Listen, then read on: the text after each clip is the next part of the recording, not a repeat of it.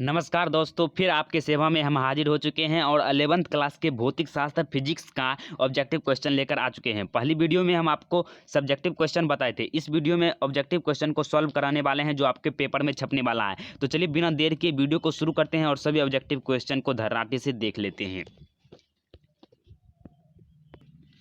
तो इसमें first question पूछा गया है कि दृढ़ता गुणांक को बीमा के रूप में निरूपित करने पर वह तुल्य है, अर्थात दृढ़ता गुणांक का बीमा क्या होता है। तो इसका राइट आंसर हो जाएगा बी, ml⁻⁻1 t⁻²।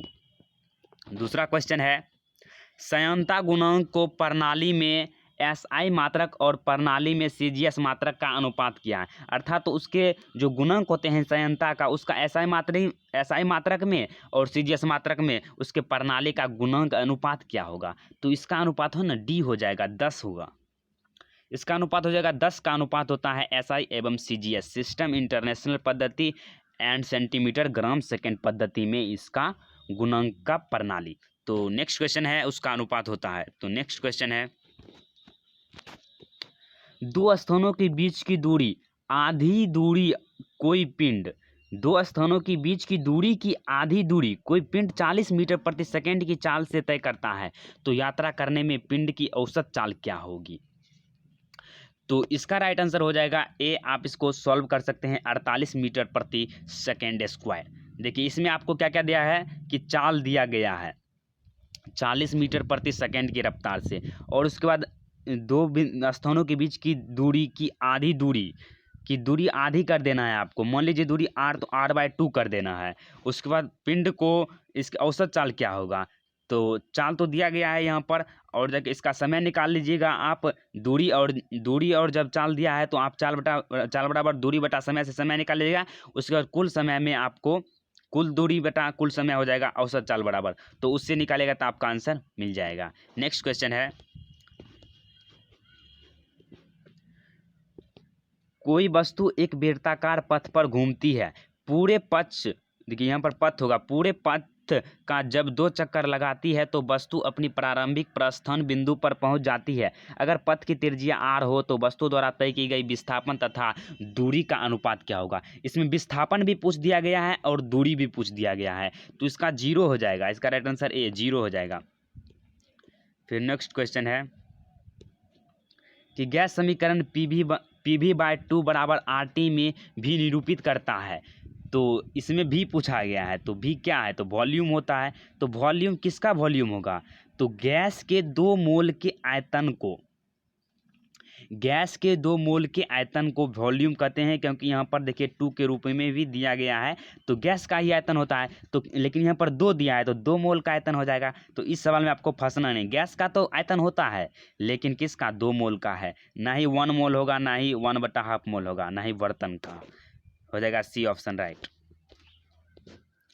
फिर उसके बाद नेक्स्ट क्वेश्चन है कि जिस उष्मागतिकी प्रक्रिया, यहाँ पर प्रक्रिया देखिए बहुत क्वेश्चन में टाइपिंग में बहुत गलती हो गया है।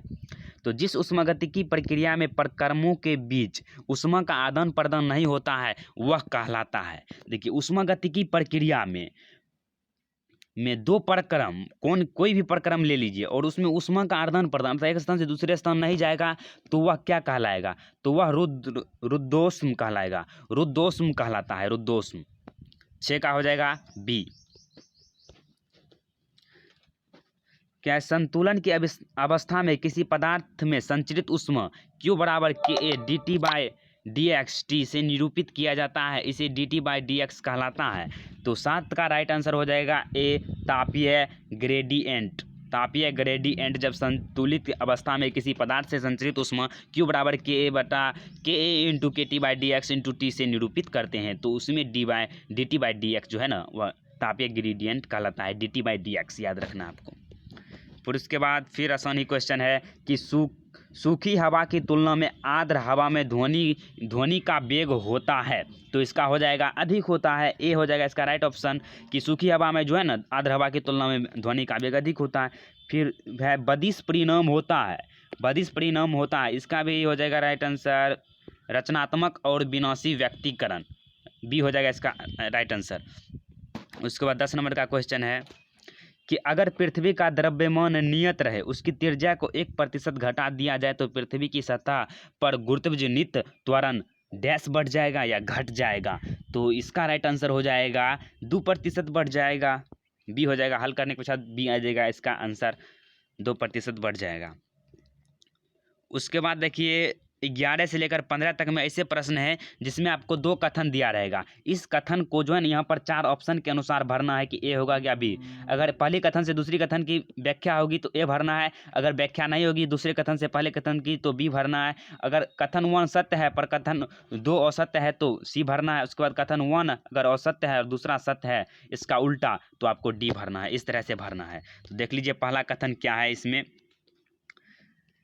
तो है स्वतः अवस्था में परिवर्तन की असमर्थता के गुण को पिंड का जड़त्व कहते हैं या जड़त्व द्रव्यमान के समानुपाती होता है।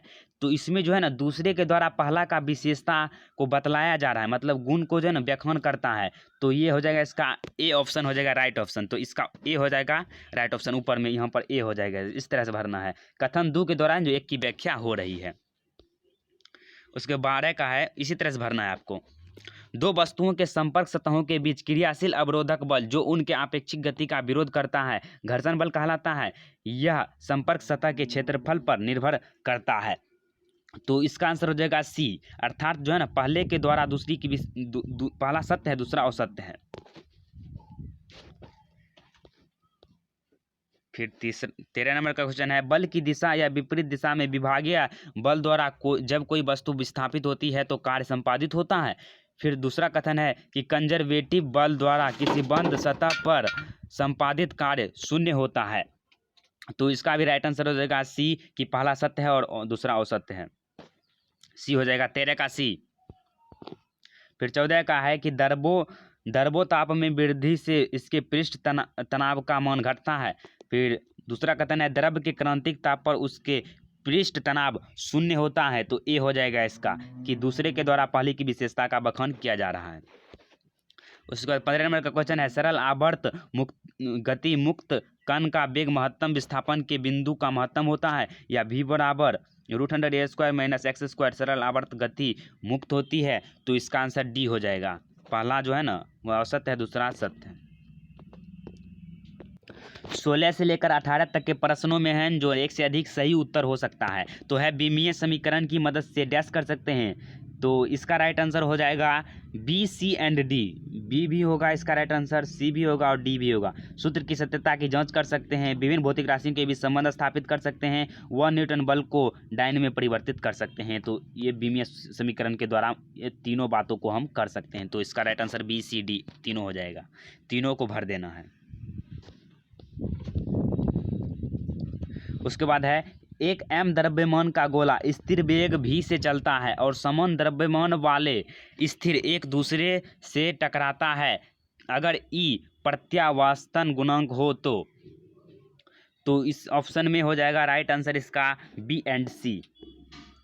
और प्रत्याशत संघात के लिए गतिज ऊर्जा संरक्षित नहीं होगी और प्रत्याशत संघात के लिए टक्कर के बाद गोलों के वेगों का अनुपात 1 - e बराबर 1 + e हो जाएगा। तो बी एंड सी इसका राइट आंसर हो जाएगा। फिर 18 का क्वेश्चन है कि क्षैतिज के साथ 30 डिग्री का कोण बनाते हुए एक प्रक्षेप्य को 98 मीटर प्रति सेकेंड के वेग से प्रक्षेपित किया जाता है। तो महत्तम ऊंचाई पर पहुंचने में लगा समय टी होगा या महत्तम ऊंचाई का मान इतना होगा या उड़ान काल का मान 10 सेकेंड होगा या क्षैतिज परास का मान 490 मीटर होगा। तो इसमें जो है ना आपको निकाल लेना है। देखिए आपको कोण भी दिया गया है, प्रोजेक्टाइल मोशन का क्वेश्चन है जिसमें आपको क्या करना है तो एच मैक्स निकाल लेना है। अधिकतम ऊंचाई हो जाएगा H max, time of ascending निकाल लेना है, फिर उसके बाद रेंज निकाल लेना है और टाइम ऑफ फ्लाइट निकाल लेना है, उड़ान काल सब निकाल लेना है। जो इसमें मिलेगा उस तरह से आप इसका आंसर भर सकते हैं। तो इसका होगा ए, बी और सी, ये राइट आंसर है। ये जो है ना ये तीनों मान सही निकला हुआ है, इसका एच मैक्स भी सही है और टाइम ऑफ फ्लाइट भी सही है। तो ए, बी, सी इसका राइट आंसर हो जाएगा। फिर आप है 19 से 22 तक क्वेश्चन मिलान करने वाले। तो है 19 में द्रव्य एक बूंद के अंदर अतिरिक्त बल होता है, द्रव्य एक बूंद के अंदर अतिरिक्त बल होता है तो 2T/r बी हो जाएगा इसका राइट ऑप्शन। वेग प्रवणता का मान होता है तो इसका राइट ऑप्शन का ए dv/dr। फिर उसके बाद है v वेग से गतिशील पिंड का त्वरण होगा तो 21 का हो जाएगा d dv/dt।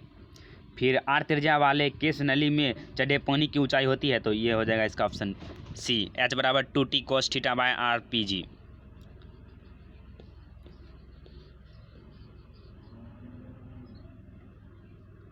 देखिए यहाँ पर उदाहरण दिया गया है, उस प्रकार से आपको इसमें आंसर लगाना है। ऊपर में कुछ इसके बारे में दिया गया है ताकि आप उससे मदद लेकर बना सकें। फिर 23 नंबर का क्वेश्चन है कि 200 kg द्रव्यमान वाले एक लिफ्ट का ऊपर की दिशा में समरूप वेग 40 मीटर प्रति सेकेंड है। अगर मीटर की दक्षता 70% हो तो इनपुट पावर होगा। तो 23 का आंसर हो जाएगा आपका ए 11.20 किलोवाट। उसके बाद है नीचे तल्ले के मकान में स्थित एक विद्युत मोटर छत पर स्थित 30 घन मीटर आयतन वाले टंकी को पानी से भरने में, यहाँ पर टंकी को पानी से भरने में 10 मिनट लगता है। टंकी जमीन से 60 मीटर की ऊंचाई पर स्थित है। एक मोटर की दक्षता 30% है तो टंकी को भरने में उपयुक्त विद्युत शक्ति का मान होगा। तो इसका राइट आंसर हो जाएगा ए 100 किलोवाट। उसके बाद अंतिम का क्वेश्चन है कि समतल सड़क पर 1500 किलोग्राम द्रव्यमान वाले कार को एक इंजन 15 मीटर प्रति सेकेंड के नियत चाल से खींचता है। अगर घर्षण बल इतना है 500 न्यूटन तो इंजन की शक्ति होगी तो 7.5 किलोवाट हो जाएगा।